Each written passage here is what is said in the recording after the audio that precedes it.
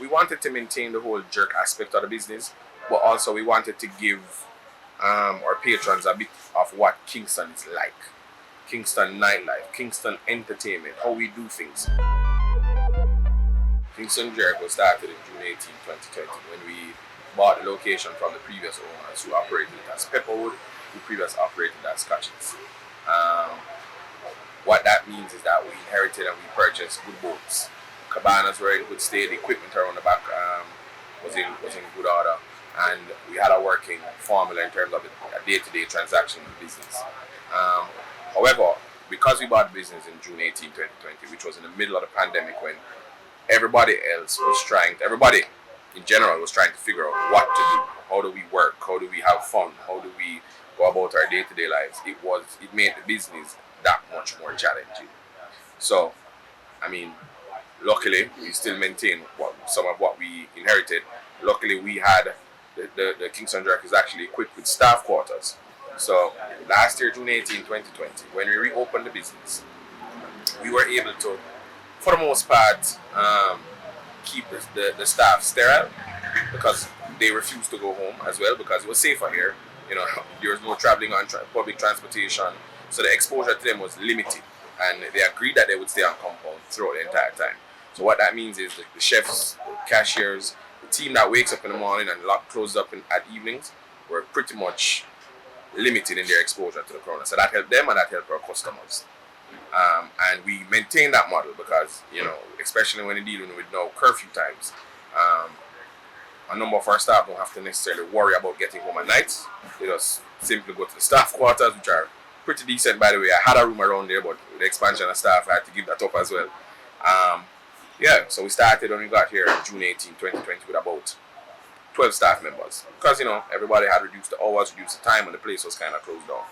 Now, as it is July 9, we're currently at about 44 staff members. So we need all of that just to ensure that the gears keep going.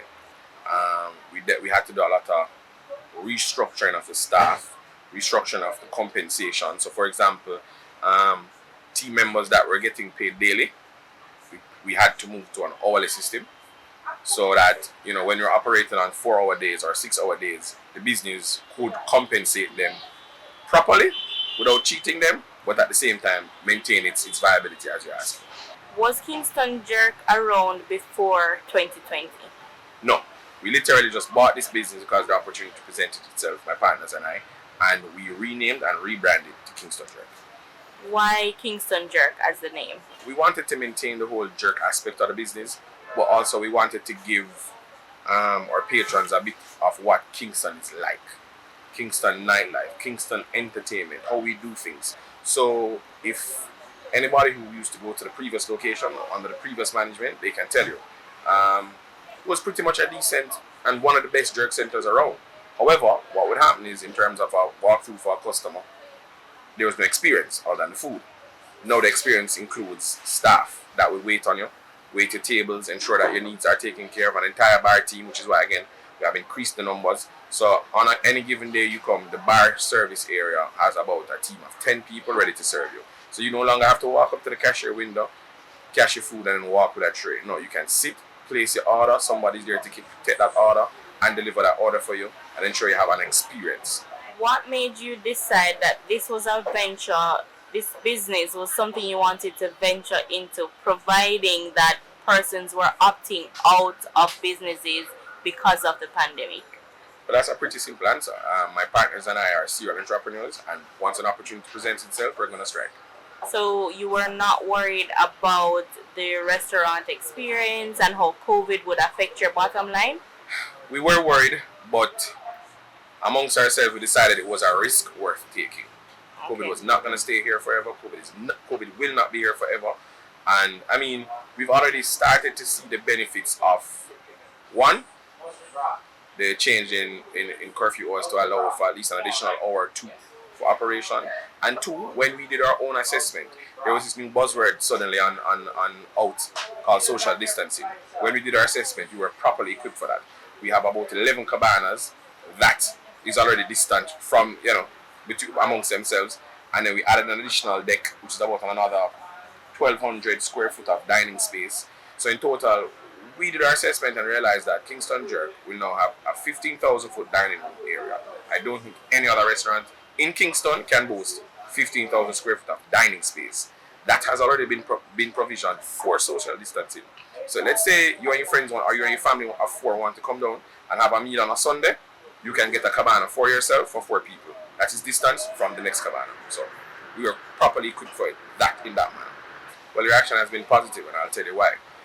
If you're supposed to segment, just looking at the experience, when you look at the bar, for example, we have a lot more bar patronage.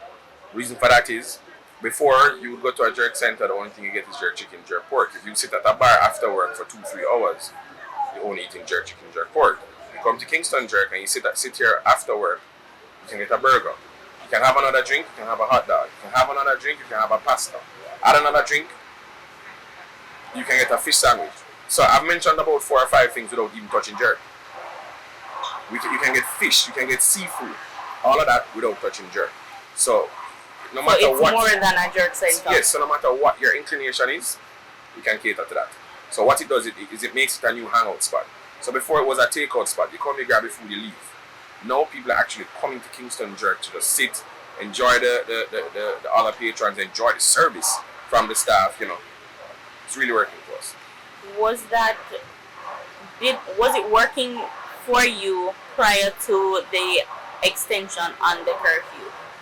It was very difficult, just like everybody has had our challenges, and it was something that I had to stay on every day. So every day, the odds would change overnight. You could hear that, you have a 6 o'clock curfew starting tomorrow. So what that means is that I had to go through every department and readjust everybody's shift. Probably move around chefs there, move around servers here. It was very treacherous, very difficult. We're still not out of the water, it's a little better now. But we managed to stay afloat by simply just being solid businessmen in doing what we're doing, by simply just being level-headed, and by also being compliant. So we were not out here trying to break the curfew, trying to do all the things that we should. So the moment, for example, they launched the ENDS program, we became a part of that. So we could open after hours and offer delivery services.